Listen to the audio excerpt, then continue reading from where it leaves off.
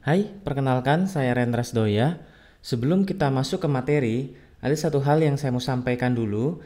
Nah, kalau misalnya teman-teman menggunakan email Gmail dan menemukan email saya dengan nama Rendras Doya, ada di tab promotion atau yang lainnya, teman-teman tolong pindahkan dulu email saya ke tab primary.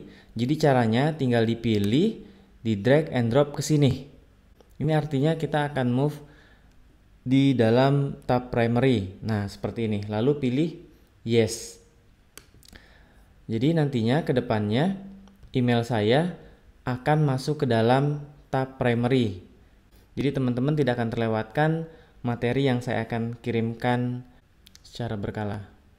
Baik, sekarang kita masuk ke materi.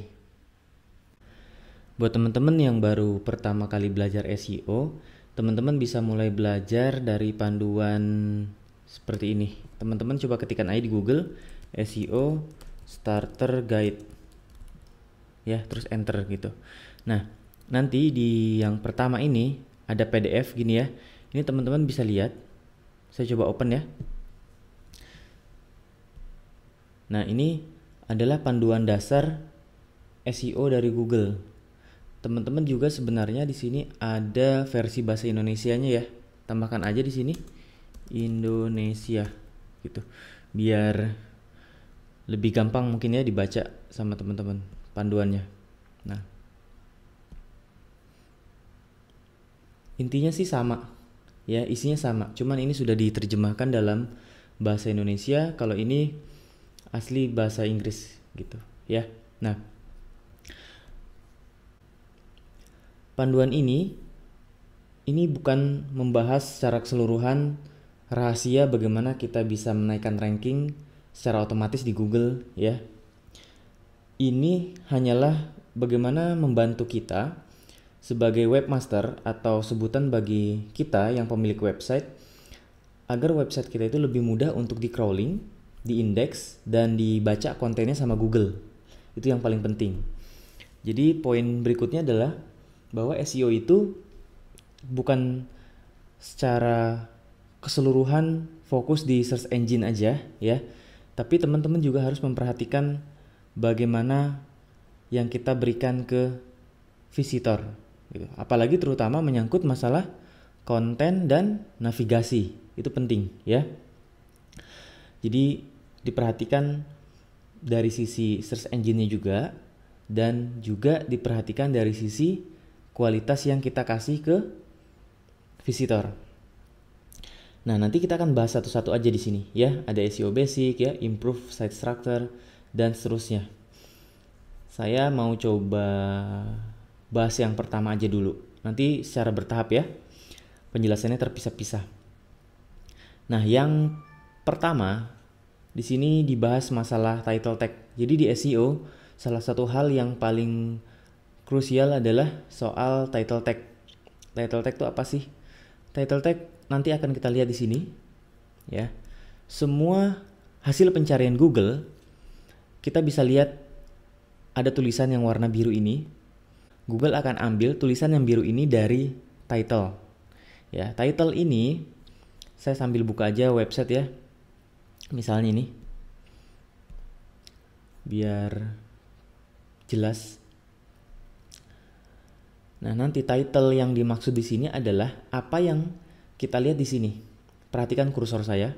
Apa yang kita lihat di sini, bukan apa yang kita lihat di sini. Kadang orang menyalahartikan bahwa title itu adalah ini, dan ini secara otomatis sama dengan ini. Padahal ini dengan apa yang kita lihat di sini, ini adalah dua hal yang berbeda. Ya, walaupun kita lihat kalimatnya sama, ya, tapi itu adalah dua hal yang berbeda. Itu yang harus teman-teman tahu dulu. Kalau yang kita lihat di sini adalah title. Yang disebut dengan title adalah judul dokumen dari halaman website ini. Kalau yang ini hanyalah judul dari artikel. Sehingga sebenarnya jangan disebut sebagai title tag. Nanti akan bingung gitu ya. Nanti akan bentrok dengan penjelasan yang ini. Ini sebut saja dengan heading. Ya. Oke. Nah, si title yang ada di sini itu akan selalu tampil di sini kan, ya. Nah, bagaimana Google bisa menampilkan website ini dengan kata kunci atau query yang kita ketikkan di sini? Karena salah satu yang dilihatnya adalah title-nya. Title-nya relevan dengan query yang kita ketikkan di sini gitu. Jadi ini salah satu faktor yang dibaca oleh Google, ya, title tag. Nah, tinggal sekarang kita tahu apa sih aturan mainnya kalau kita mau menulis title, kan gitu ya. Nah, di sini Google sudah jelaskan. Nah, ini ya. Jadi title di sini ada sedikit penjelasan ya. Jadi title itu bagaimana menjelaskan ke user dan search engine, ya.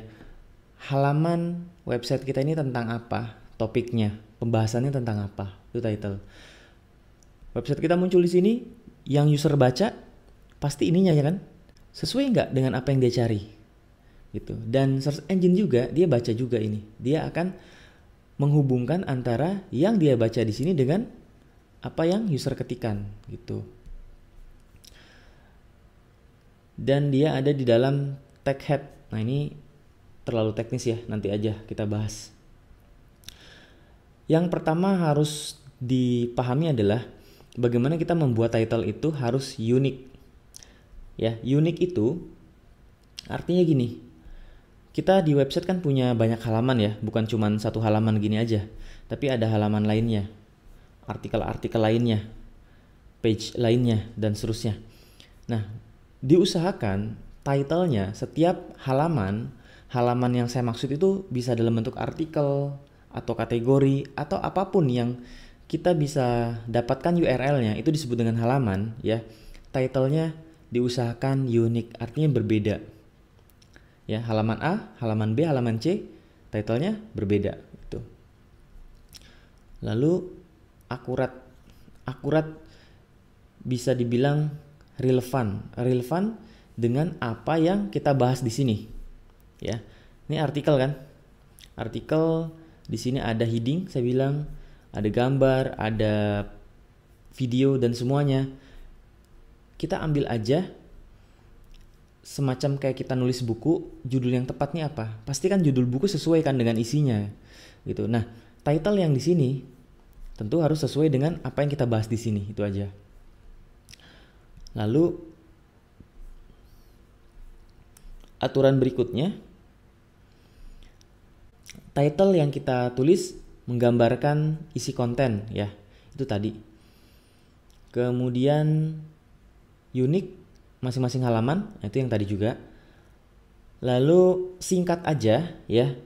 Singkat aja, jadi jangan terlalu panjang. Ini jangan terlalu panjang di sininya, karakternya. Jadi karakternya itu saya paling suka di angka kisaran 50 karakter.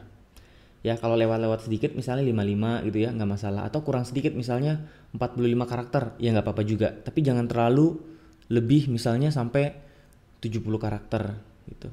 Ya. Itu yang paling harus diingat. Terus gimana cara ngitung karakternya? Kalau yang pakai WordPress biasanya sudah ada di pluginnya. Atau kalau yang nggak pakai WordPress, teman-teman bisa coba kunjungin aja ini, Lettercount. Nah, tools ini bisa membantu kita untuk menghitung karakter.